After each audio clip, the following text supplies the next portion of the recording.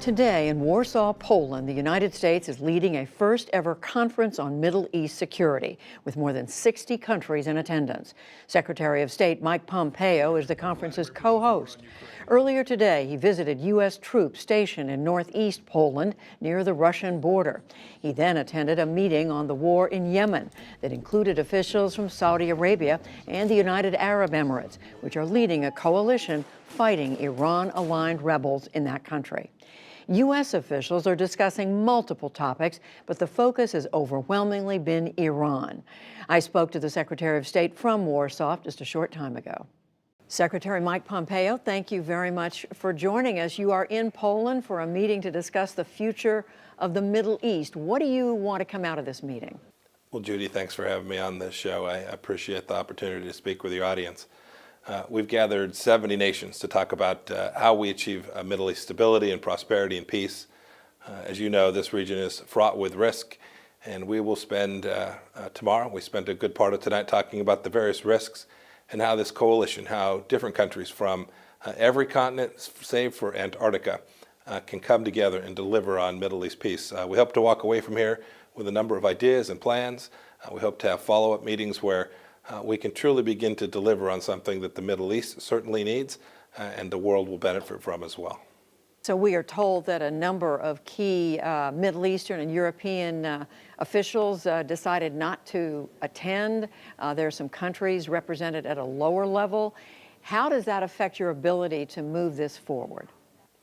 Judy, this event's been absolutely historic. It's the first time we've put it together, and even tonight, it's the first time in a quarter of a century that you had the Prime Minister of Israel in the same room talking about threats in the Middle East with senior Arab leaders from all across the Middle East. It was truly remarkable. It was historic. 70 plus countries gathered together, all sharing ideas. We come from different backgrounds. We come from different places. We see these risks differently.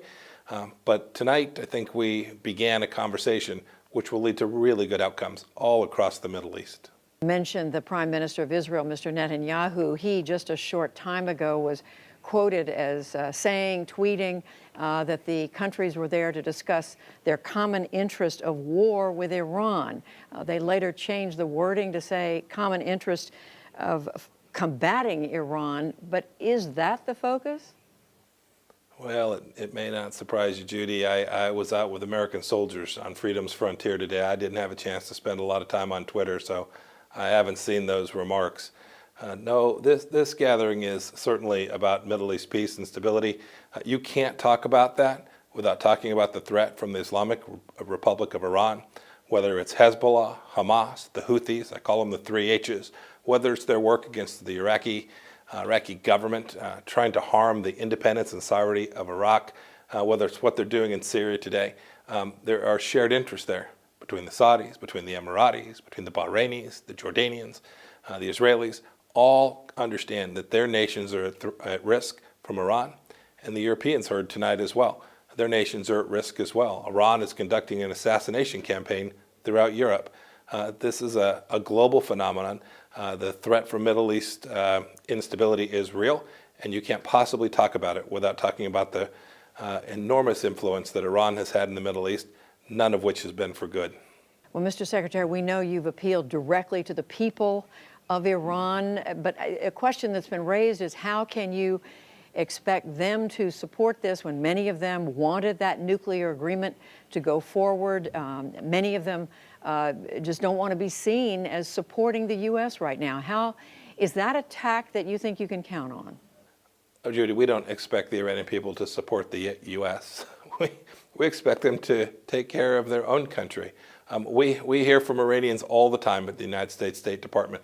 They are wholly dissatisfied with the conditions that are inside of their country. They watch the kleptocracy that is the clerical regime there. They watch it squander money around the world. They watch it get their brothers and sisters killed in wars all across the region. And for what? For the IRGC, for Qasem Soleimani, not for the benefit of the Iranian people. So what we want the Iranian people to do is not support Europe or support the United States or anyone else.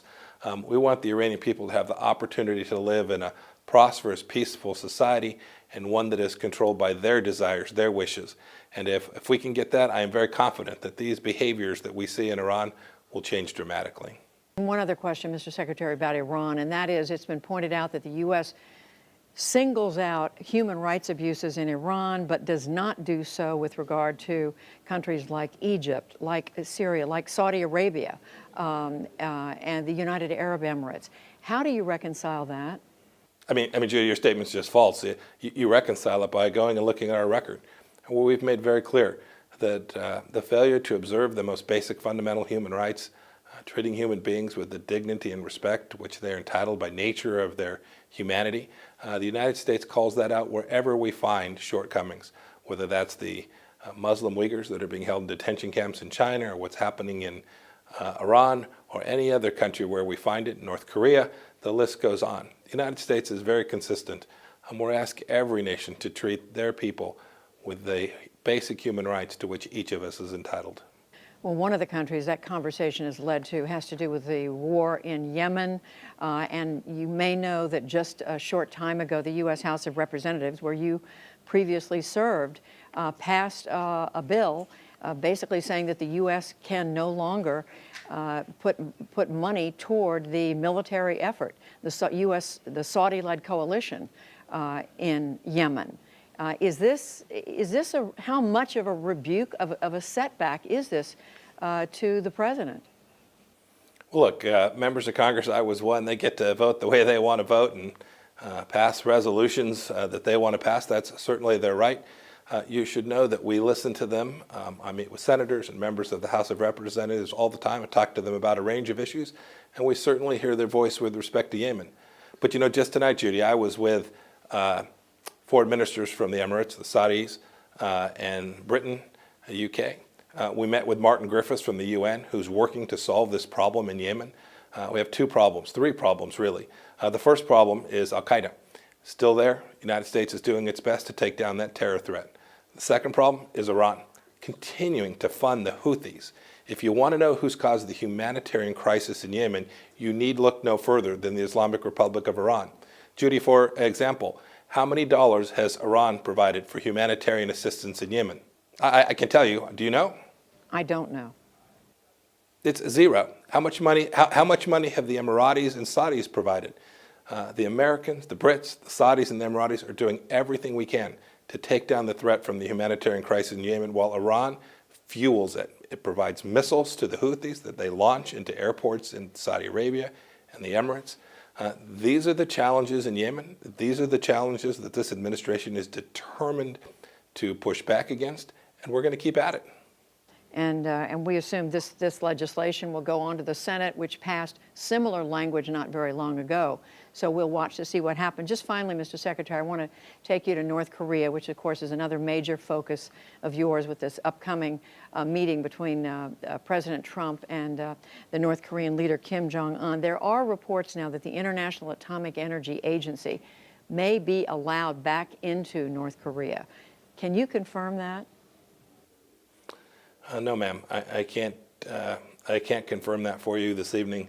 What I can tell your viewers is that President Trump is headed there on the 27th and 28th to Hanoi to have a second conversation with Chairman Kim Jong-un, and we really hope that we can make progress, a significant step towards denuclearizing the Korean Peninsula. That'll reduce risk. It'll reduce all the tension that's been along that border for far too long, and then we hope we can create a brighter future. A much brighter future for the North Korean people as well. That's the mission that the President's given me, and it's one that we hope we make significant advance on at the end of this month. Well, we will certainly be following that story, and we'll be following your travels in Europe today. We wish you safe travels, Secretary Mike Pompeo. Thank you very much. Thank you, ma'am. Have a good evening, Judy. So long.